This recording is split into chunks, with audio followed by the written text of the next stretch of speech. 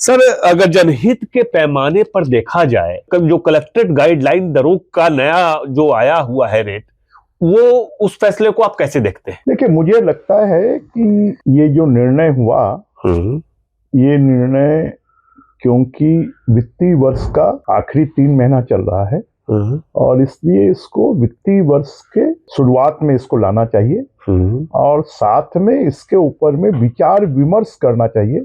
जितने इसके stake holders हैं, चाहे वो जमीन वाले हों, चाहे वो छोटे व्यापारी हों, चाहे वो छोटे प्लॉट खरीदने वाले लोग हों, चाहे वो किसान हों और राजनीतिज्ञ लोग, क्योंकि सब लोगों से जुड़े हुए रहते हैं, तो वहाँ के प्रमुख राजनीतिज्ञ लोगों से भी बातचीत कर बैठाकर, समाज के लोगों से बातचीत कर उसके बाद में इस प्रकार के निर्णय होने चाहिए। और इसलिए मैंने माननीय मुख्यमंत्री जी को सुझाव दिया कि एक उच्च स्तरीय समिति बनाई जाए और उस समिति में सभी लोगों को शामिल कर और उनसे विचार विमर्श कर फिर अगले वित्तीय वर्ष के शुरुआत में इसको लागू करें और अभी इसको स्थगित कर दें। क्योंकि मुझे ऐसा महसूस हुआ कि अभी जो दरें लागू की गई हैं वो पूरी तरह विचार विमर्श कर लागू नहीं की गई हैं, जल्दबाजी में लागू कर दी। ये फैसला अचानक आया और अचानक आया तो आम आदमी जो मीडियम क्लास का है, लोअर क्लास का है, किसान है, बहुत से लोगों के सौदे किए हुए हैं और एकदम से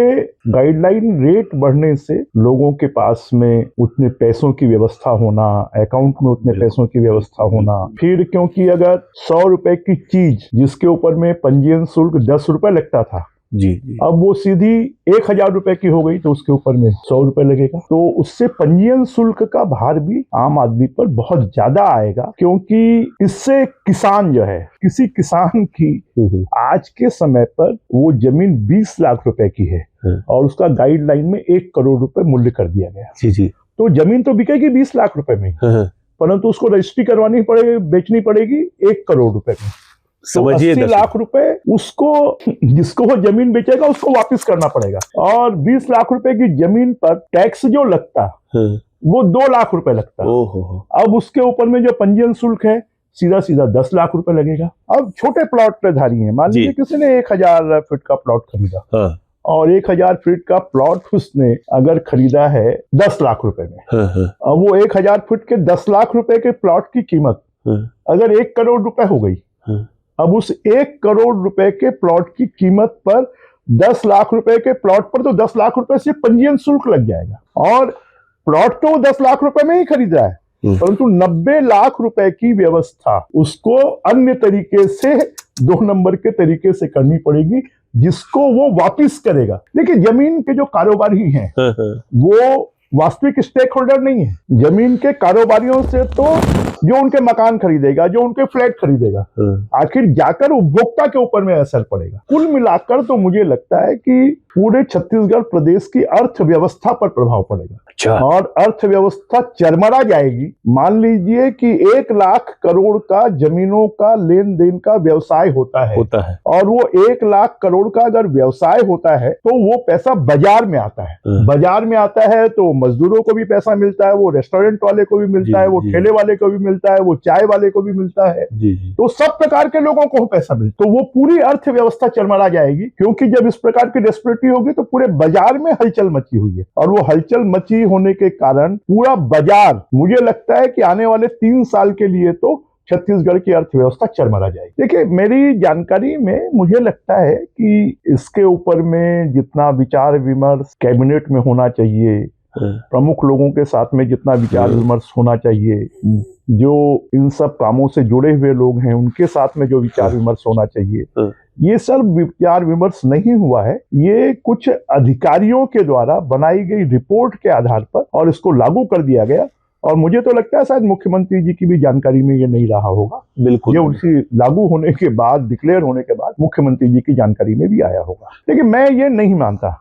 मैं मानता हूं, बहुत बार मुझे भी लगभग 18 साल मंत्री रहने का अवसर मिला। बिल्कुल। और क्योंकि हम लोग जनप्रतिनिधि हैं, जनता हमको चुनकर भेजती है, तो जनता को हमारे निर्णयों से किस प्रकार की परेशानी हो सकती है ये हम जानते हैं। बिल्कुल। और जब कई बार ब्यूरोक्रेट्स हमारे सामने कुछ ऐसी फाइलें ले आते हैं जो हमको लगता है अटपटा है, तो हम उनको रोक देते हैं। अगर आवश्यकता पड़ती है तो हम मुख्यमंत्री जी के पास कोऑर्डिनेशन में भेजते हैं। तो कहीं ना कहीं इसमें जो आपस में समन्वय होना चाहिए, मुझे लगता है उसकी कमी इसमें रही, क्योंकि इसके लागू होने के बाद मुझे लगा कि जिस प्रकार से वहां पर इस निर्णय से असंतोष पैदा हुआ, तो मुझे लगा 7 दिनों में कहीं ना कहीं इसके ऊपर में सरकार जल्दी निर्णय करेगी। तो 7 दिन तक मेरे पास लोग आते रहे, मिलते रहे, अपनी समस्याओं को बताते रहे। वो जाकर मंत्रियों से भी मिले, सब लोगों से मिले। परंतु जब मुझे ऐसा लगा कि शायद इसके ऊपर में जितनी गंभीरता से पुनर्विचार होना चाहिए वो नहीं हो रहा है, तो मैंने एक सुझावात्मक पत्र मुख्यमंत्री जी को लिखा कि इसको फिलहाल स्थगित कर देना चाहिए। स्थगित कर एक उच्च स्तरीय कमेटी बनाना चाहिए। उस कमेटी की रिपोर्ट के आधार पर अगले वित्तीय वर्ष में जो युक्तियुक्तकरण कर उसके बाद में इसको लागू करना चाहिए। और मुझे लगता है हमारे मुख्यमंत्री जी जो हैं वो बहुत सदासही हैं और वो हर बातों को सुनते हैं, समझते हैं और उसके आधार पर निर्णय करते हैं। जल्द ही वो इस मामले में निर्णय करेंगे। ये पहले ही 400 यूनिट पे उसको आधा किया गया है जी। पहले भी 400 यूनिट पर आधा था। और मुख्यमंत्री जी से इस बारे में हमारी चर्चा भी हुई थी और मुख्यमंत्री जी ने कहा था जल्दी इस पर निर्णय करेंगे और उन्होंने निर्णय कर लिया। लगभग पुराना जो निर्णय था वही निर्णय अभी भी लागू किया। किसी को जिम्मेदारी मिलेगी तभी तो उसका अनुभव आएगा।